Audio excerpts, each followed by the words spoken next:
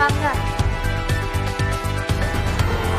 Masasaksihan sa unang araw ng kompetisyon ang mga talentadong campus journalists na nanggaling sa tatlong munisipalidad ng Bacolor, Santa Ana at Mexico, Pampanga, na kasama ang kanilang teacher coaches na handa ng makipagtagisan ng potensyal sa pagsulat at pagpapahayag.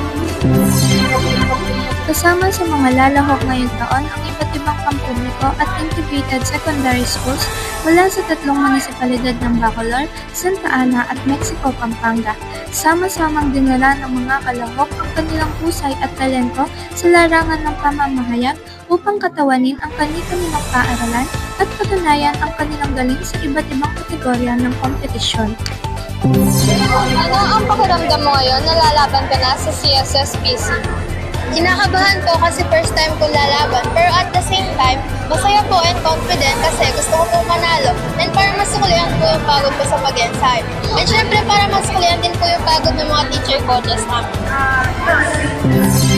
Sa kahalagahan ng araw na ito, makikita sa bawat mukha ng mga kalahok ang tiyaga at dedikasyong kanilang tinataglay. Naniniwala sila sa sarili nilang kakayahan na makakamit nilang tagumpay sa basbas ng Panginoon. ODP, Balita Ngayon. Magandang araw!